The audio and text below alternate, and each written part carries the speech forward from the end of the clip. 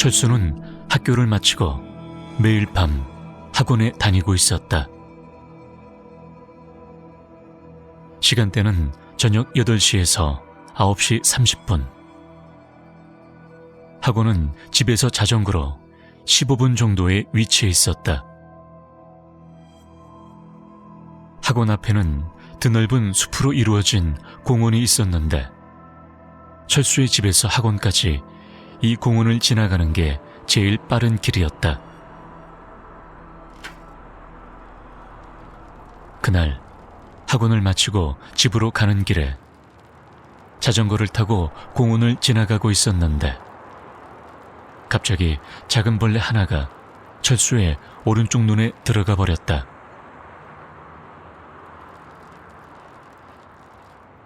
순간적인 상황에 벌레를 쫓으려고 하다가 핸들을 잡고 있던 손을 놓쳐버려서 그만 산책로에 있던 벤치와 충돌하고 말았다. 그렇게 자전거에서 떨어진 철수. 떨어지면서 다리를 다친 것 같아서 어쩔 수 없이 자전거를 끌고 가기로 했다. 몇 분 후 공중 화장실이 보이기 시작했고 철수는 공중 화장실을 향해 걸어갔다. 공중 화장실 앞에는 수도꼭지가 있었고 철수는 물이 필요했다. 등불 아래에서 다리를 보면 생각했던 것보다 출혈이 심하고 피부가 벗겨져서 안쪽의 속살이 보이고 있었다. 철수는 수도꼭지에 물을 틀어 상처가 난 부위에 물을 뿌려서 피와 먼지를 씻어냈다.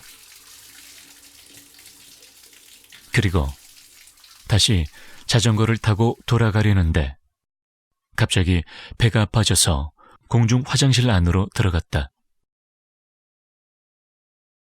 화장실 안은 한쪽 벽에 매직펜이나 볼펜으로 낙서가 심하게 되어 있었던 상태라 많이 더러웠다. 다행히 비데로 된 서양식이었던 것이 유일한 희망이었다. 그렇게 볼일을 마친 철수가 화장지를 잡으려고 손을 내밀었을 때였다. 휴지가 없다.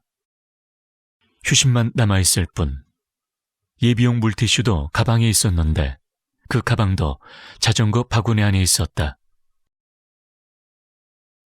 철수는 조심스럽게 사람이 있는지 불러보았다. 하지만 아무도 오지 않는다. 어쩔 수 없이 비데의 버튼을 눌렀다. 비위생적으로 보였기 때문에 쓰기 싫었지만 어쩔 수 없이 사용하기로 했다. 그런데 물이 나올 기미가 없었다. 철수는 비데에 노즐이 있는 부분을 들여다봤다. 빨갛고 걸쭉한 것이 소음과 함께 노즐에서 뻐끔뻐끔 쏟아져 나오고 있었다. 그리고 새빨갛게 변기를 물들여갔다. 철수는 재빨리 비데 버튼을 누르자 소음이 사라지고 주변은 정적이 휩싸였다. 우선 이 새빨간 이물질을 빨리 내려보내고 싶었다. 철수는 물 내리는 버튼을 눌렀다. 그런데 흘러가지 않는다. 변기가 막혀 있는지 천천히 물이 올라왔다. 색도 일반적인 물색이 아니라 빨간색이었다. 결국 변기와 수면까지의 거리가 2cm 정도 되는 지점에서 멈췄다. 철수는 잠시 생각하다가 사람을 불러서 도움을 받기로 했다. 그렇게 몇 분이 지나고 터벅터벅 발소리가 들리기 시작했다. 철수가 부르는 소리를 들었는지 사람 발소리가 들려왔다. 그리고 그 소리는 화장실 안까지 오고 딱 그쳤다. 철수는 휴지가 없으니 괜찮다면 다른 곳에서 좀 갖다 주라고 말했다. 하지만 아무리 말을 해도 대답이 없었다. 점점 무서워진 철수는 혹시 위에서 쳐다보는 게 아닐까 싶어서 머리 위를 올려다보았다. 뒤통수가 보였다. 문을 등지고 서 있는 것 같지만 미동도 하지 않는다. 키가 정말 크다는 것밖에는 아무것도 알 수 없었다. 그리고 철수는 몇 번이나 불러보았지만 계속해서 철수의 말을 무시했다. 하는 수 없이 철수는 문을 열려고 했지만 문이 전혀 열리지 않았다. 그리고 똑똑똑, 똑똑똑. 문 앞에 서 있는 누군가가 계속해서 일정 간격으로 문을 두드리기 시작했다. 철수는 안에 사람 있다고 적당히 하라고 소리를 질렀지만 노크는 그칠 줄 모른다. 밖에 신경 쓰인 철수는 문 틈새로 들여다보았다. 밖에는 온몸이 흠뻑 젖어 있는 반팔에 반바지만 입고 있는 소년이 문 앞을 돌아다니고 있었다. 그리고 철수의 시선을 느꼈는지 소년은 딱 멈추더니 철수가 있는 곳으로 다가왔다. 더 이상 보면 안 된다고 생각했지만 몸이 말을 듣지 않는다. 철수의 시선 앞에 소년이 멈춰섰다. 온몸이 흠뻑 젖은 상태, 게다가 젤리처럼 변색된 흰색 피부, 그리고 썩고 있는 것인지 악취가 코를 찌르고 있다. 소년은 자신의 오른팔을 우두둑 긁어대기 시작한다. 흰색 젤리 피부는 순식간에 벗겨져 나갔고 하얀 뼈가 보이기 시작한다. 그리고 온몸이 가려운 듯 신체 곳곳을 긁기 시작한다. 마지막으로 머리를 긁기 시작하자 머리카락과 함께 두피가 떨어져 나갔다. 보기에도 끔찍한 소년의 모습에 철수는 지금 당장이라도 도망치고 싶었지만 몸이 말을 듣지 않았다.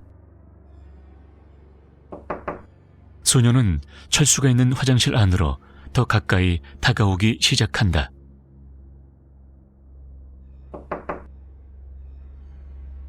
결국 철수의 바로 눈앞까지 와서 문 틈새로 철수를 바라본다. 노릇하고 탁한 눈알. 살아있는 인간의 것이라곤 생각되지 않는 눈알. 소녀는 기분 나쁘게 웃더니 뒷주머니에서 뭔가를 꺼낸다. 10cm 정도의 철사였다. 소녀는 철사를 문틈으로 집어넣었다. 그리고 틈새로 들여다보는 철수의 눈알에 철사를 있는 힘껏 밀어넣었다. 그러자 철사 끝이 철수의 눈알을 뚫어버렸다. 이상하게 통증은 없었지만 분명히 이물질이 눈알을 통과한 느낌이 들었다. 그리고 소녀는 기쁜 듯 웃고 있는데 갑자기 새까만 검은 장갑을 낀 거대한 손이 소년의 머리를 움켜쥐기 시작했다. 그리고 어느 순간부터 노크 소리는 그치고 있었다. 그리고 다음 순간 소년의 머리가 반으로 뜯겨져 나갔고 소년의 몸은 바닥으로 떨어져 나갔다. 검은색 코트를 입은 누군가가 바닥에 앉아서 소년의 시체를 먹기 시작했다. 철수의 시선을 깨달았는지 입에 한가득 소년의 시체를 쑤셔놓고 나머지 부분을 문틈에 빽빽이 붙이기 시작했다. 문틈으로 하염없이 흘러내리는 젤리 같은 이물질. 거기서 철수의 기억은 끊어졌다.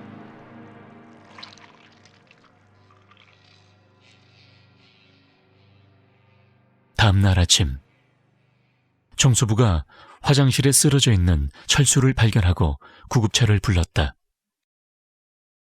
철수의 눈에는 화장실 벽에서 튀어나온 철사가 박혀 있었다. 결국 오른쪽 눈은 실명되었고 지금은 의안이 들어있다. 그리고 나중에 소년과 검은 롱코트의 정체를 알아냈다고 철수에게서 연락이 왔다. 철수가 가르쳐준 신문 기사에는 이렇게 적혀 있었다. 공원 공중 화장실에서 악취가 난다는 이웃의 신고를 받고 출동한 경찰이 공중 화장실 지붕 위에서 시체를 발견. 시신은 산산조각난 상태로 검은 비닐봉지에 들어있었고 죽은 지 상당 기간이 흐른 것으로 보인다. 누군가가 유기한 것으로 보고 사체 유기 사건으로 수사를 시작했다. 수사 정보에 따르면 시신은 소아와 성인 남성의 것으로 보이며 신원 확인을 위해서 계속 수사 중에 있다.